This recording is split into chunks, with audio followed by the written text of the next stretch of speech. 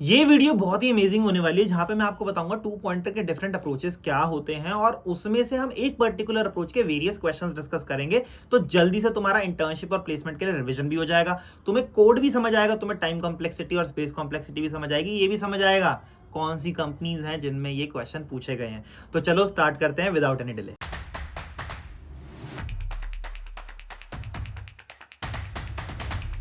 भाई two pointer के अगर ये सारे टॉपिक कर लिए तो मैक्सिमम कंपनीज की प्लेसमेंट और इंटर्नशिप्स तुम निकाल लोगे, तुम्हें दिक्कत नहीं आनी चाहिए अगर ये टॉपिक आता है तो भाई टू पॉइंटर के अंदर जनरली जो टॉपिक्स बनते हैं वो ये सारे हैं लेफ्ट एंड राइट डायरेक्शन, जहां पे लेफ्ट और राइट को हम बिल्कुल पोल अपार्ट स्टार्ट करते हैं। स्लो एंड फास्ट का होता है, फिर distance between variable gap, right, partitioning, फिर फिक्स्ड गैप के साथ टू पॉइंटर, फिर स्लाइडिंग विंडो और ग्रेडियंट टू पॉइंटर। तो आज के इस वीडियो के अंदर हम देखने वाले हैं लेफ्ट और राइट डायरेक्शन के क्वेश्चंस कौन कौन से होते हैं जो तुम्हें आने मस्ट है फॉर एनी प्लेसमेंट और इंटर्नशिप ड्राइव।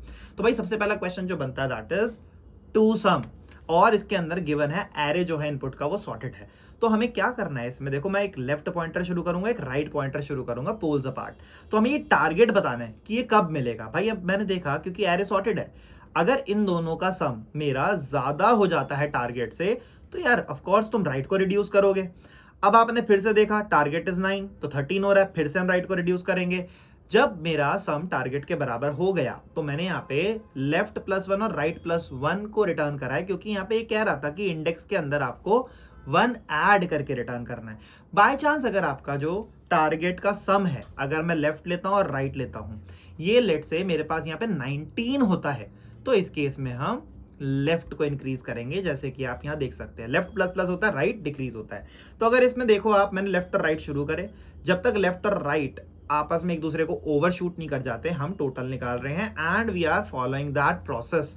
लास्ट में मैंने यहाँ पे एम्प्टी वेक्टर रिटर्न कर दिया। बाय चांस अगर हमें आंसर नहीं मिलता तो यहाँ पे क्लियरली गिवन है कि भाई आप एक वेक्टर रिटर्न कर सकते हो, तो अगर मैं कर्ली ब्रैकेट रिटर्न कर दूंगा तो that would do the job. तो this is how you solve two sum. Next question है कंटेनर विद मोस्ट वाटर। तो आपको ये बताना है भाई दो कंटेनर्स जो इनमें है कौन से ऐसे हैं जिनके बीच में मैक्सिमम वाटर एक्यूमुलेट होगा।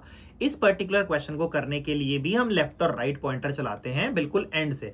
अगर आप ये देखोगे भाई कौन कौन सी कंपनी में पूछा गया है, तो भाई गूगल, अमेजॉन, ब्लूमबर्ग, मेटा, हर कंपनी में अभी रिसेंटली पिछले 3 महीनों में पूछा गया है। अब इस पर्टिकुलर क्वेश्चन को करने के लिए व्हाट वी विल डू, हम यहाँ पे देखते हैं हमने एक लेफ्ट लिया और एक राइट लिया। अब आप ध्यान से देखो भाई इन दोनों में से कौन है जो बता सकता है कि मैक्सिमम वाटर भरा जाएगा। तो भाई मैक्सिमम वाटर जो इन दोनों कंटेनर के बीच में आएगा that would be this much. तो मुझे इनके बीच की विड्थ चाहिए। तो अगर आप ध्यान से देखो जो राइट है, राइट मेरा 8 पे पॉइंट कर रहा है, लेफ्ट मेरा 0 पे पॉइंट कर रहा है, तो विड्थ कितनी आ गई 8 - 0 that is actually equals to 8। तो भाई दोनों में से जो भी हाइट में छोटा है ना वो बताएगा मैक्सिमम वाटर कितना आ सकता है। तो हाइट में छोटा है 1 वाला, तो 1 × 8, तो भैया हम ले लेंगे एक यहां से क्या मैक्स वाटर नाम का वेरिएबल। तो मैक्स वाटर में मैंने स्टोर कर लिया 8 आंसर है। अब ये जो लेफ्ट वाली बिल्डिंग है ना, इससे ज्यादा पानी नहीं भर सकती, तो लेफ्ट को हम क्या कर देंगे प्लस प्लस। तो यहाँ पे देखो दोनों में से जो भी छोटी हाइट है हम उसको ही प्लस प्लस कर रहे हैं और राइट को हम माइनस माइनस करेंगे since right has to come backwards. ठीक है, अब देखो लेफ्ट मेरा पॉइंट कर रहा है 1 पे, इन दोनों के बीच में कितना मैक्सिमम वाटर एक्यूमुलेट होगा। भाई विड्थ निकाल लो, विड्थ कितनी आ गई इसकी यार 8 - 1 विच इज इक्वल टू 7। अब दोनों की हाइट में अगर आप ध्यान से देखो तो यहां पर जो हाइट है total that is equal to 8, यहां पे जो हाइट है वो टोटल है 7। ठीक है, तो पानी कितना एक्यूमुलेट होगा भाई, हाइट जो छोटा वाला है उसकी लोगे तो 7 × 7 विच इज इक्वल टू 49, ये हमारा है। तो अब मैक्सिमम वाटर को आप अपडेट कर दो, 49 हो गया। तो हम हर बार विड्थ निकाल रहे हैं और दोनों में से जो भी छोटी हाइट वाला है ना वो होगा जो वाटर कितना फिल होगा वो डिसाइड करता है। अब आपने टोटल वाटर कितना एक्यूमुलेट होगा और मैक्सिमम ले लिया एंड अकॉर्डिंगली आप लेफ्ट और राइट पॉइंटर को चेंज कर रहे हो। ठीक है भाई, राइट वाला इससे ज्यादा भर ही नहीं सकता, तो हम क्या करेंगे राइट को कम कर देंगे, राइट यहां पे आ गया। इस तरीके से वी विल प्रोसीड एंड जितने भी लेफ्ट एंड राइट है, जब तक लेफ्ट और राइट एक दूसरे को ओवरशूट नहीं कर जाते, we will keep on calculating this and maximum लेते जाएंगे। Finally we will return the maximum water from this place. That's how we can do this. अगला क्वेश्चन है ट्रैपिंग रेन वाटर। तो इसके अंदर क्या गिवन है भाई, ऊपर से बारिश हो गई तो कौन कौन सी जगह है जहां पे पानी भरेगा और कितने यूनिट पानी है। तो जैसे इसमें 6 यूनिट पानी भर रहा है, आपको ये पानी बताना है। अब देखो भाई ये कितनी सारी कंपनीज के अंदर पूछा गया पिछले 6 महीनों के अंदर, तो ये आना बहुत जरूरी है।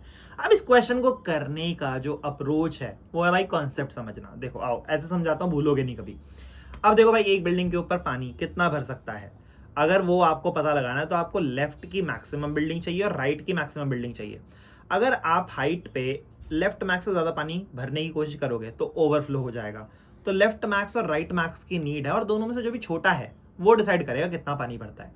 अब हम क्या करते हैं, अब हम यहाँ आई तक लेफ्ट मैक्स की बिल्डिंग निकाल लेते हैं और जे तक राइट से मैक्सिमम वाली बिल्डिंग निकाल लेते हैं। अब ध्यान से सोचो, अगर बीच में अगर एक ऊंची बिल्डिंग आ जाती है कोई, ठीक है, तो कौन सी बिल्डिंग है जिसके ऊपर पानी भर ही नहीं सकता ज्यादा? तो देखो भाई, लेफ्ट मैक्स और राइट मैक्स में से जो भी छोटा है ना, उस पर कंफर्म है कि इससे ज्यादा पानी नहीं भर सकता। जैसे लेफ्ट मैक्स है, अगर आप आयत बिल्डिंग पे ज्यादा पानी भरना चाहोगे तो वो यहाँ से बह जाएगा, बट यार ये जो राइट मैक्स है इसके ऊपर तो ज्यादा पानी भरा जा सकता है ना। तो इसीलिए लेफ्ट मैक्स और राइट मैक्स में से जो भी छोटा होगा वो डिसाइड करेगा भाई, आयत बिल्डिंग पे उससे ज्यादा पानी नहीं भरा जा सकता अगर लेफ्ट मैक्स छोटा होता है, और जेथ बिल्डिंग पे ज्यादा पानी नहीं भरा जाता अगर राइट मैक्स मेरा छोटा होता है। अभी के लिए वो बड़ा है। तो एक कॉन्सेप्ट ये है हमारा।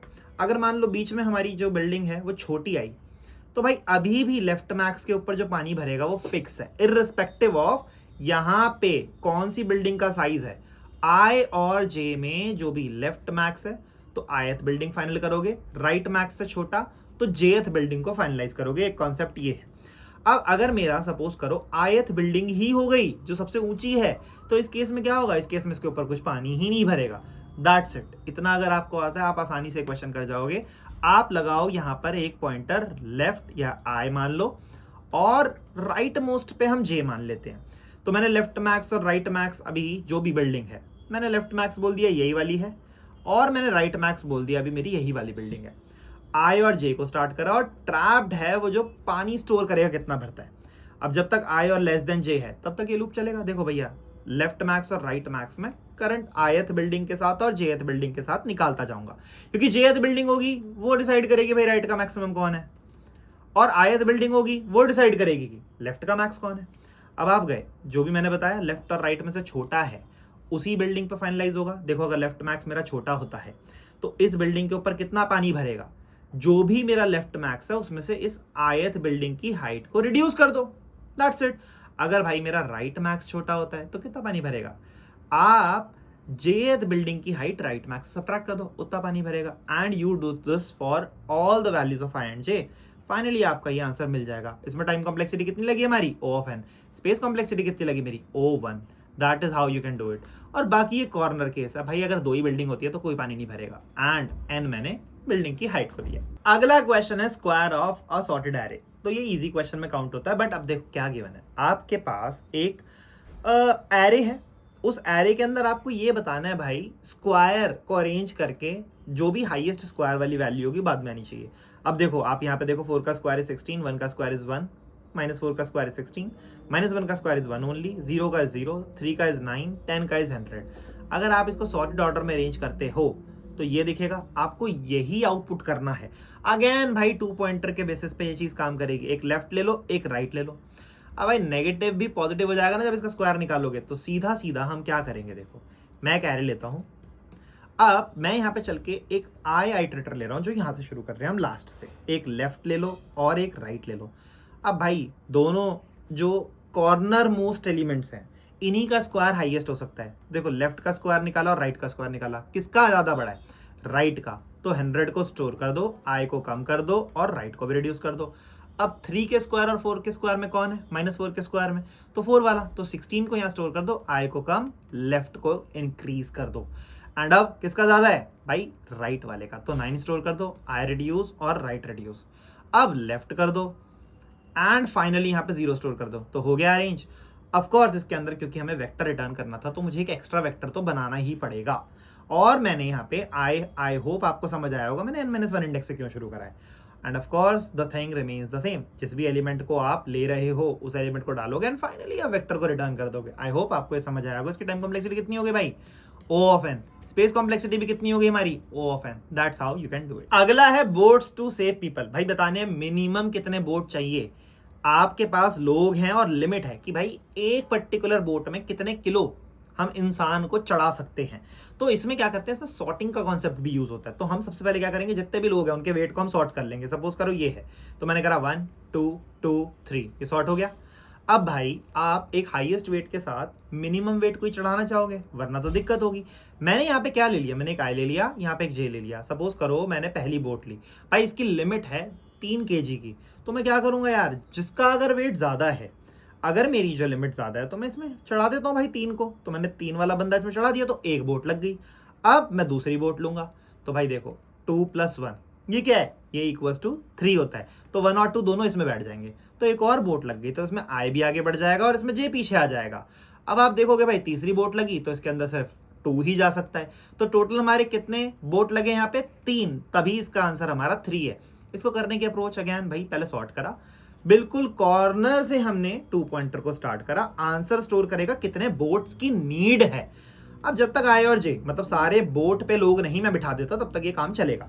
अब ध्यान से देखो, अगर भाई आई और जे दोनों का जो सम है वो लिमिट से कम है, तो भाई आई को भी इंक्रीज कर दो, जे को भी डिक्रीज कर दो, क्योंकि दोनों लोगों को आप एक पर्टिकुलर बोट में बिठा दोगे।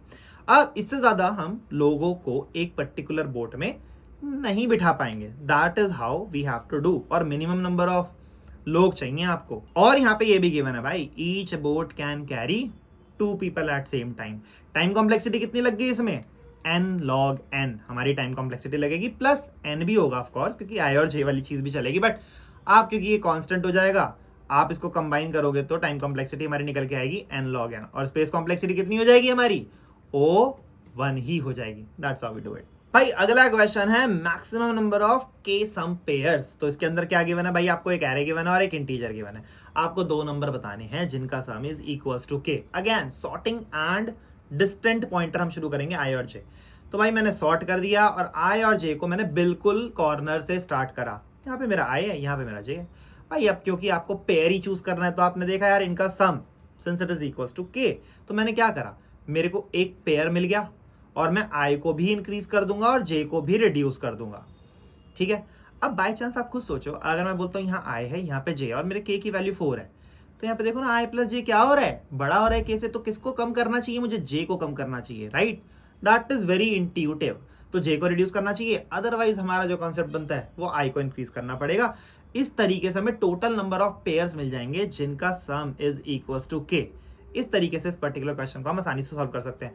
आई होप आपको समझ आया होगा कि इन सारे क्वेश्चंस को हम करने के लिए 2 पॉइंटर अप्रोच लगा रहे हैं, तो आपका रिवीजन बहुत क्विक हो जाएगा, चीजें समझ अच्छे से आएंगी। And since you now know कि डिफरेंट टाइप ऑफ क्वेश्चंस किस तरीके से 2 पॉइंटर के हम टेक फॉरवर्ड कर सकते हैं, ऐसे ही पर्टिकुलर वीडियोस के लिए सब्सक्राइब कर लो कोडिंग ब्लॉग्स को, और भूलना मत, कोडिंग मतलब कोडिंग ब्लॉग्स।